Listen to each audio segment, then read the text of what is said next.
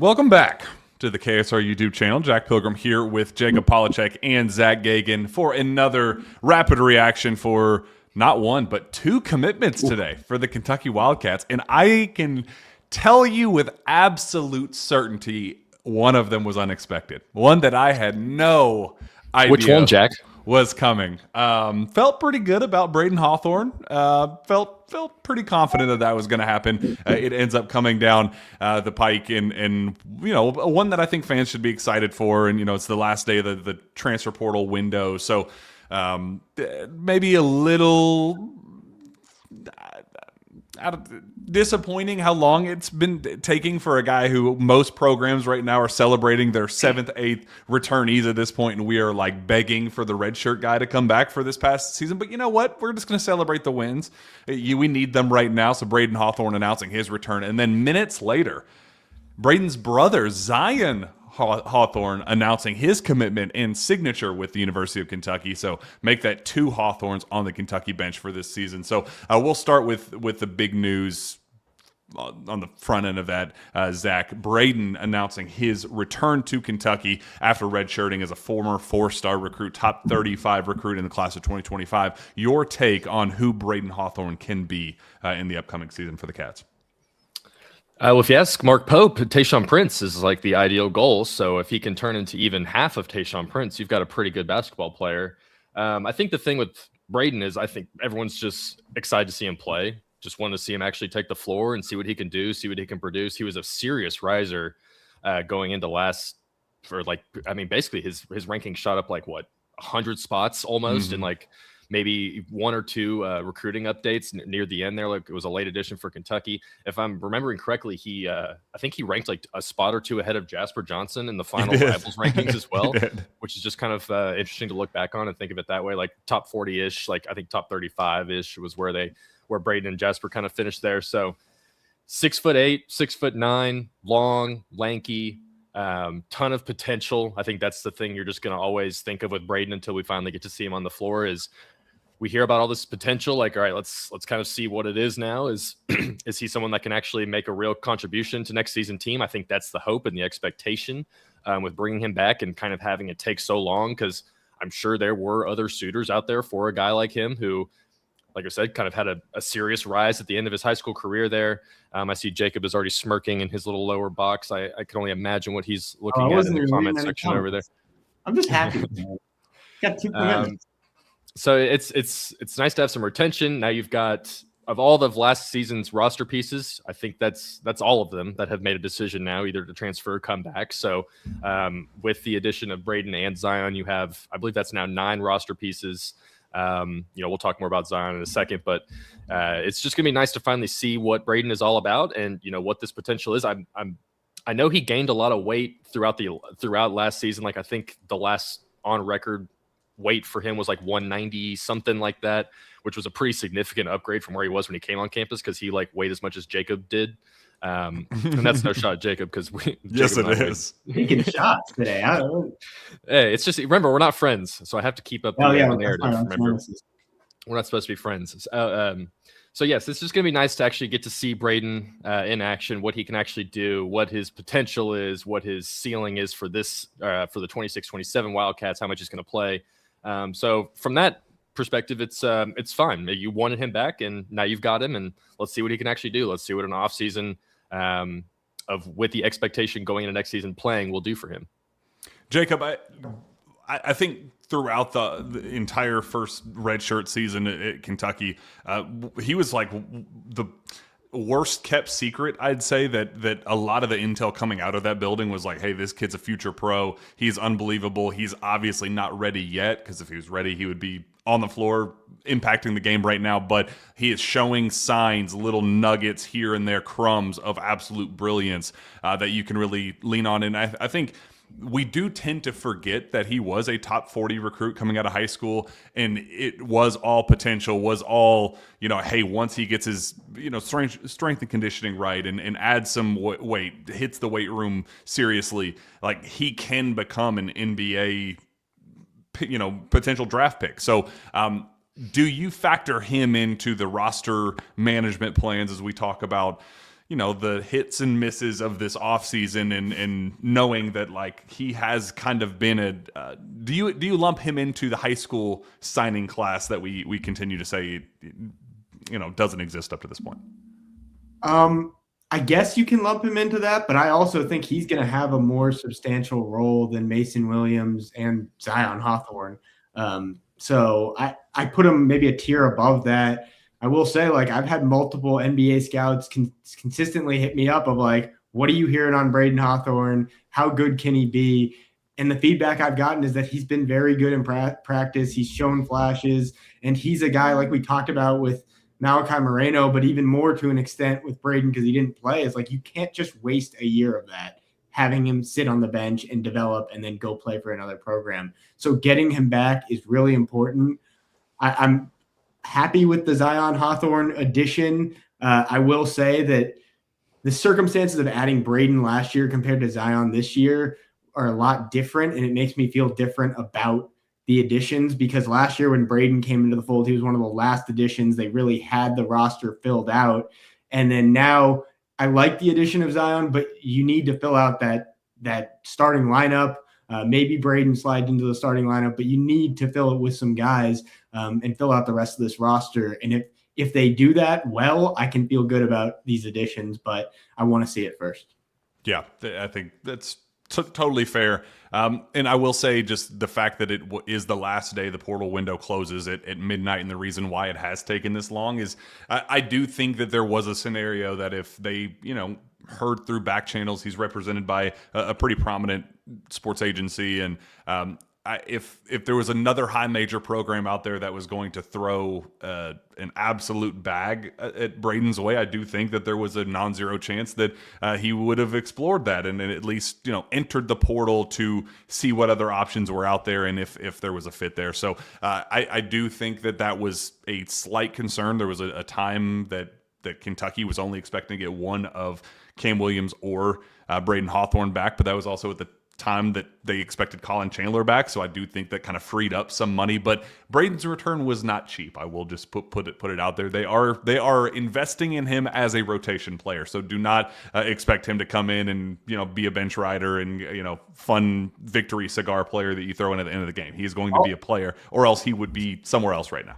I'll add to that. Like there were some serious schools that I heard mentioned as having some interest in Hawthorne if he were to enter the portal. He would have been pursued by some of college basketball's best. Yeah, I totally agree with that. Zyon Hawthorne announcing his commitment. Zach didn't have a profile for him going into the day. We now have changed that. Fortunately, we have one for our friend Zyon Hawthorne, but a 6'2" point guard, top 10 player out of West Virginia who held offers from LaSalle, Arkansas State, Wichita State. So this isn't for to all due respect to our guys Zach Tao and Walker Horn. This isn't that case. This is a guy who has played in a talented kid, but I would view this addition as gone are the days of true traditional walk-ons.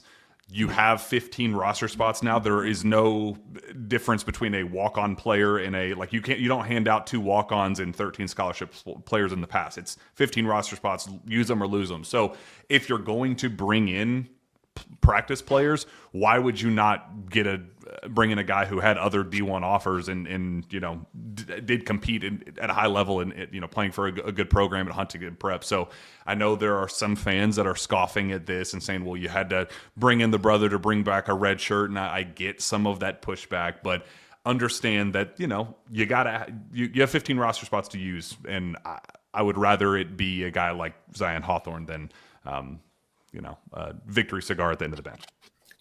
Yeah, we kind of knew throughout the season because Pope was asked a couple times about the walk-ons and everything, and he was always like, I'd love to keep having walk-ons, but he's like, I don't know if that's going to happen again. So it definitely doesn't feel like that's what this is, where you just bring in random guys to just kind of fill out the end of the bench there. Like you probably bring him in with the intention of, not only keeping Braden happy by bringing his brother along with him to college, but having some sort of intention of him being a piece to the future, whether it's this season, seasons to come. I mean, I won't lie. Like when I first saw the news, I was kind of like, okay, what's going on? Like that's the timing of it all is just, I think, what has fans kind of wondering what's going on, because the whole Donnie Freeman thing happens. You don't really have, there's still 2 starting spots as the 3 and the 4. Whether or not Braden ends up being the guy that fills that 3 or 4 spots, you still have 2 starting spots that are open. And instead of those spots being filled, you've got a guy and his brother being signed. So I understand maybe just the initial frustration of kind of how that all played out, and like just in a vacuum, like it wouldn't matter necessarily, but the way how the last week has gone for Pope in the program is probably, it's just a little interesting how the timing of it all played out. But like you said, Zyon has offers from, like he announced offers last year from Wichita State. Like that's a good program. LaSalle.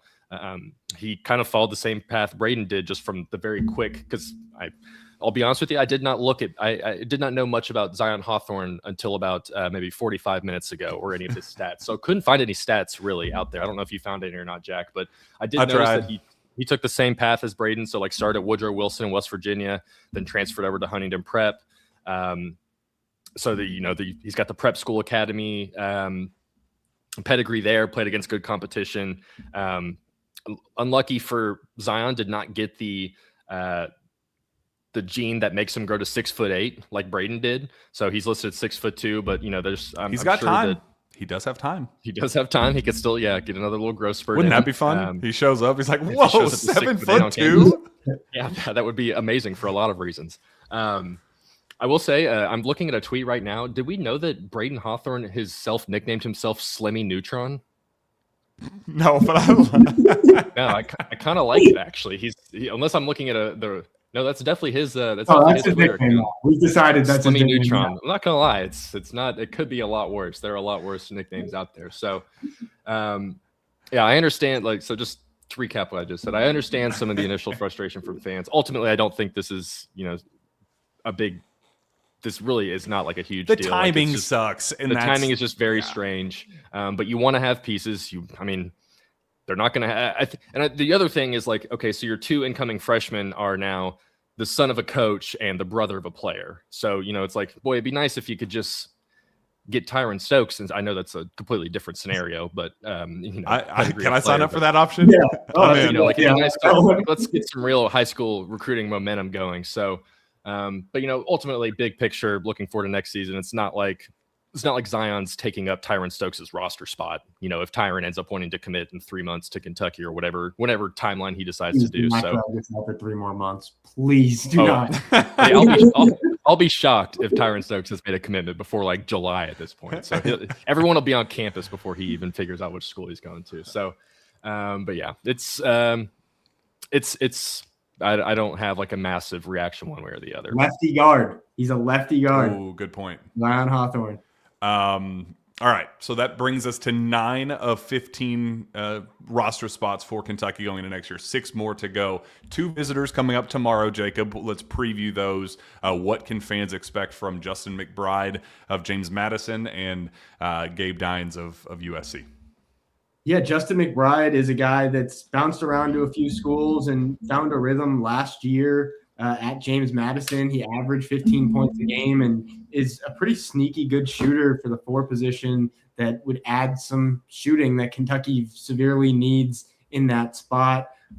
He's a guy that has played high major basketball before he went to James Madison, so he's kind of experienced the full spectrum of all that, and he's an intriguing name that I think Kentucky's really narrowed in on at the 4 position. And then Gabe Dines, another guy, Kentucky native, maybe the tallest person you'll ever meet in your life, 7'5", 7 foot. Until Zyon Hawthorne next year. Until Zyon Hawthorne next year, yeah. Jacob, I want to ask, do you know where Independence, Kentucky is? Where Gabe Dines is from? Yes. Do you know where that is? Okay. Yeah. You never play along with me when I'm trying to joke with you, but go ahead. Okay, there was somebody in the chat that was asking why Zach is always mean to Jacob. Totally seriously. I think that question should be asked to Jacob. Who are you talking to over there? Oh, dog. Okay. Yeah, it's my dog. He's trying to hang out. Are you gonna be mean to my dog now? Really? No, never. Yeah. What were we talking about? Basketball? I wanted you to tell me where Independence, Kentucky is. Pass. Fair. All right, Zach, what do you need to see after a very disappointing finish to the Donnie Freeman sweepstakes? What would be something that would make you go, all right, I'm back in, folks? Because I do think that the mood of the fan base is not totally great right now. So is there something that you can hear or see in the next couple of days that would make you go, all right, you SOB, we're back? Yeah, he's a 6'10" guy who plays for Iowa State. His name's Milan Momcilovic. If that kid decides to not go to the NBA draft, he is. I don't care what the cost is. I don't care how many hams the Crafts have to buy to go get this kid. You go get him and you pay him whatever he wants, because he's immediately going to slide in as your starting 3 or 4 or wherever you want to put him, and can make you a legitimately good basketball team going into next season right off the bat, no matter what that 5th roster spot goes to. So do whatever you can to go get him. Kind of same-ish level with Alan Graves, if he kind of does kind of the same thing, but probably on just like a tier below Milan. So that's I mean, that might be wishful thinking. So I don't know. We'll see what develops. I mean, there's still time for the portal. There can always be some other names pop in between. You still got a few more hours before it closes. The point has been made that it could be Wednesday or Thursday before you hear some of the names that went in the last second. So there will be another guy, I can almost guarantee it, that goes in there before the portal ends tonight at midnight that Kentucky will at least have some sort of eyes on. But otherwise, it's Milan, and you do whatever you can to get him if he decides not to go to the NBA. Or Alan Graves, one of the two. Or Tyron Stokes, buddy. If you're listening, please come. That ship is starting to... One of those 3 guys, the offseason's a complete 180. My thoughts it's completely changed. Hopefully we get it. We need it. Fan base could use a nice little shot in the arm. Hopefully it comes sooner rather than later. But until then, appreciate you guys tuning in on this beautiful Tuesday afternoon, 5:10 p.m., little early evening edition of the Rapid Reaction. So for Jack, for Jacob, and for Zach, we will hopefully be back next time for good news. More good news coming on the horizon. More shots in the arm coming, please. Please, Mark Pope, we're begging. We'll see you next time. Go Cats.